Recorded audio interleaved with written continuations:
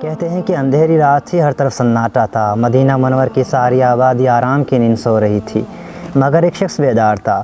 وہ شہر کی سنسان گلیوں میں چکر لگا رہا تھا، ہر مکان کے قریب تھوڑی دیر رکتا اور اپنا اطمینان کر کے آگے بڑھ جاتا۔ وہ یہ معلوم کرنا چاہتا تھا کہ کوئی شخص مصیبت یا تکلیف میں تو نہیں ہے۔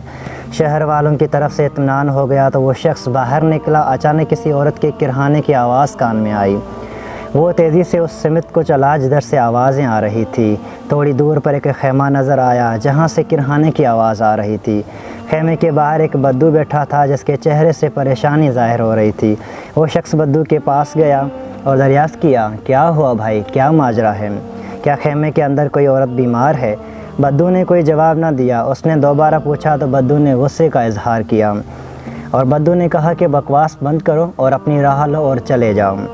وہ شخص سمجھ گیا کہ یہ بیچارہ کسی سخت مصیبت میں پریشانی میں مبتلا ہے، اسے پریشانی کے عالم میں کچھ سوجھ نہیں رہا ہے۔ اس نے پھر بہت نرمی سے کہا، بھائی تم پریشان معلوم ہوتے ہو، اپنی تکلیف تو بتاؤ، ممکن ہے کہ میں تمہاری کچھ مدد کر سکوں۔ اس شخص کے ہمدردانہ گفتگو پر بدو کے غصے کو ٹھنڈا کر دیا۔ اس نے شرمندہ ہو کر کہا کہ بھائی معاف کرنا، میں سخت پریشانی میں مبتلا ہوں، میرے ہوش ٹھکانے نہیں ہیں، معلوم نہیں میں نے ابھی کیا تمہیں کہہ دیا۔ واقعہ یہ ہے کہ ہم لوگ مسافر ہیں، ہم نے سنا ہے کہ ہمارے خلیفہ حضرت عمر غریبوں کے بڑے ہمدرد ہیں، ہم اتنا راستہ طے کر کے ان سے مدد حاصل کرنے کے لیے یہاں آئے ہیں۔ اس وقت میری بیوی کو بچہ ہونے والا ہے، وہ درد میں مبتلا ہے، میں یہاں بالکل اجنبی ہوں، رات کا وقت ہے، سمجھ میں نہیں آتا کہ کیا کروں۔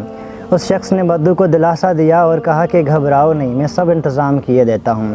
یہ کہہ کر وہ چل پڑا، تیزی سے اپنے گھر پہنچا، اپنی بیوی کو سب حال سنایا اور کہا کہ فوراً تیار ہو جاؤ۔ بدو بیچارہ انتظار کی گھڑیاں گن رہا تھا کہ یہ دونوں میاں بیوی پہنچ گئے۔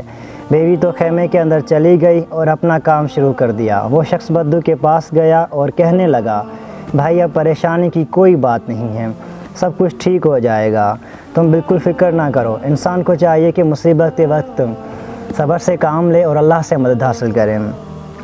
تھوڑی ہی دیر کے بعد خیمے کے اندر سے آواز آئی کہ امیر المومنین اپنے دوست کو خوشخبری سنا دیجئے کہ اللہ تعالیٰ نے اسے بیٹا عطا فرمایا ہے۔ بدو یہ خبر سن کر خوش تو بہت ہوا، مگر امیر المومنین کا لفظ سن کر وہ بوکھلا سا گیا اور سوچنے لگا کہ کہیں یہی تو عمر بن خطاب نہیں ہے۔ واقعہ یہ تھا کہ وہی شخص جو رات کے اندھیرے میں نکلتا تھا غریبوں کی مدد کرنے کے لیے، وہ یہ چیک کرنے کے لیے نکلتا تھا کہ کوئی شخص بھوکا تو نہیں ہے، کوئی شخص مصیبت میں تو نہیں ہے، یہی عمر بن خطاب تھے۔